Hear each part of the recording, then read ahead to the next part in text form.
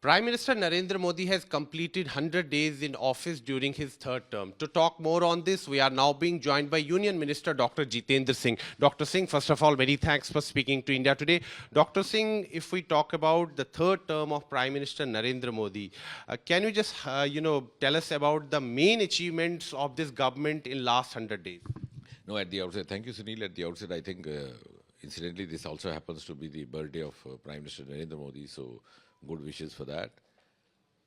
And I think all of us are fortunate that we have leadership of someone who is today considered to be the tallest head of state across the world. And the entire world looks up to him for advice and his counsel. And some of us are also lucky enough to work under his shadow and have an opportunity to learn from him as a role model. And I think the 100 days, as you said, is a continuation of the last 10 years and a reflection of the 5 years to come, with, of course, the roadmap for the subsequent years moving on to the Viksit Bharat.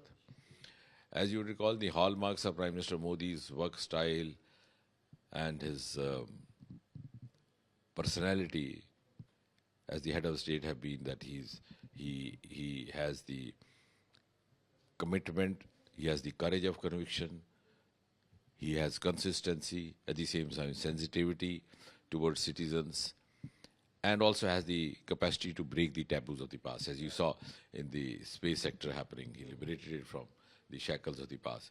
And these 100 days are focusing on infrastructure, because that is what is going to bring ease of living for the common citizen, focusing on defense production, because that's what is going to carry the nation forward, focus on R&D, startups, because that's going to generate employment. To just cite a few examples, there is about 15 lakh crore announcements and investments made on infrastructure alone. There's almost 3 lakh crore on rail, roads, metro, because connectivity is vital to the growth of any nation. And all this has happened only in 100 days. As far as most of the departments relating to science and technology are concerned, it is these 100 days where we had a policy, very important policy called E3, bioeconomy for employment, for economy, for for economy, for employment, and for environment. Because it's our considered belief and view that the next industrial revolution would be bioeconomy driven, like the one that was in 90s, which was IT driven. Similarly, for the startups in the space sector, 1,000 venture fund. 1,000 crore venture fund was also earmarked in these 100 days. For the preparation of Gaganyaan, the astronauts have been identified these 100 days. A mission Mausam has been launched in these 100 days, given consent by the cabinet to upgrade India's weather forecasts to the world level. A Vigyan Dhara is a new scheme also launched during these 100 days. And even if you, and yes, National Research Foundation called Anusandhan was approved by the cabinet during the last few weeks of the second term, but in the third term now, in the first 100 days, that an amount of 50,000 crore has been earmarked. It's going to be a game changer. So I think this is also a reflection of how the things are going to happen in the next 5 years. And as far as the citizen-centricity is concerned, we had more than 4 crore Pakka houses built.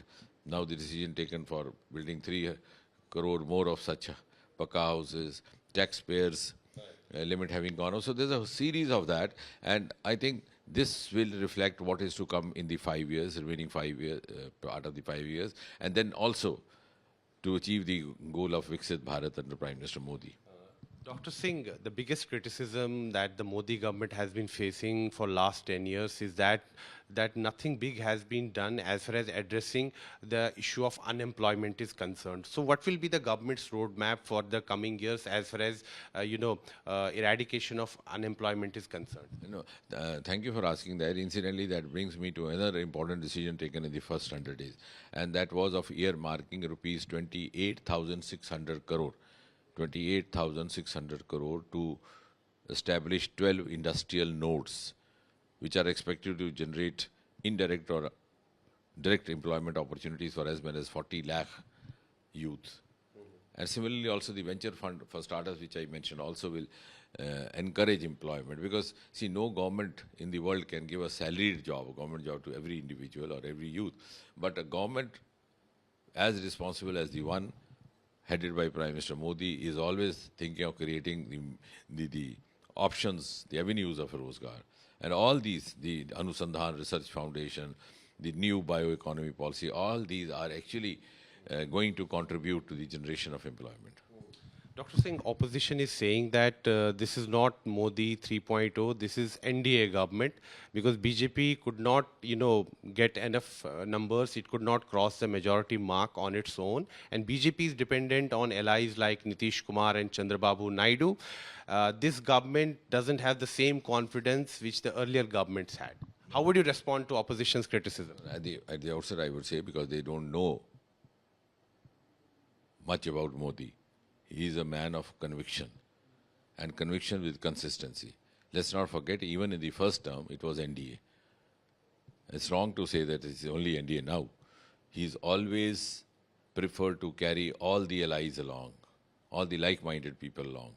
And so he says, even publicly, he says in the building of Viksit Bharat, each and every citizen of India should come forward to contribute.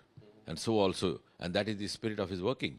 And to say that he's working under some pressure is something said by those who do not know what Modi is made of. But the opposition leaders are saying that the government did a U-turn on lateral entry scheme as far as hiring of administrative officers was concerned. The opposition is saying that government did a U-turn because of the pressure of the opposition as well as of BJP's own allies.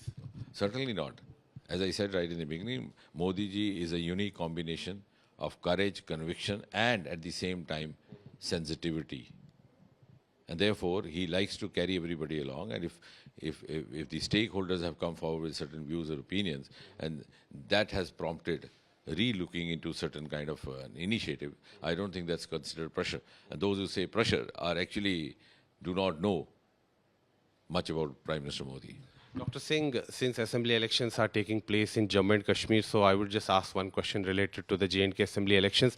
If we, look at Kashmir Valley, political parties there are, indulging in blame game, and the main issue there is who is more close to the BJP, and they are, accusing each other of being agent of New Delhi, being agents of BJP. How would you respond to it? No, I think that gives me a saddest pleasure, because such statements are made by those who are operating from a position of weakness, not from a position of strength. And such statements are also made when they see their imminent defeat written on the wall.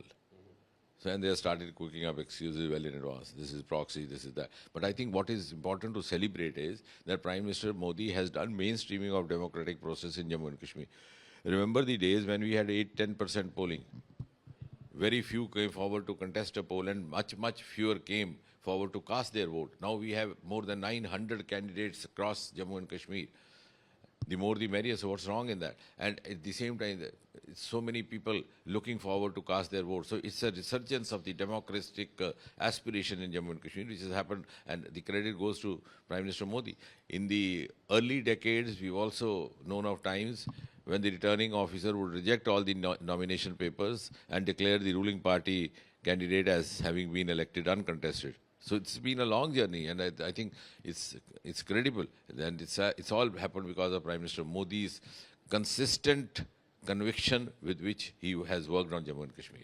Dr. Singh, Engineer Rashid's Awami Ittihad party has entered into an alliance with the Jamaat-e-Islami. Your reaction? No, of course, Jamaat-e-Islami is a banned outfit, but if there is some kind of arrangement among different independents or different parties, I think that's a part of the democratic process. So we don't have to comment on that. But ultimately, the people who will decide. If the BJP falls short of numbers after the elections, are you open to getting support from likes of Engineer Rashid or the independents from Jamaat-e-Islami? No, I would not like to answer that question, because that situation will not arise.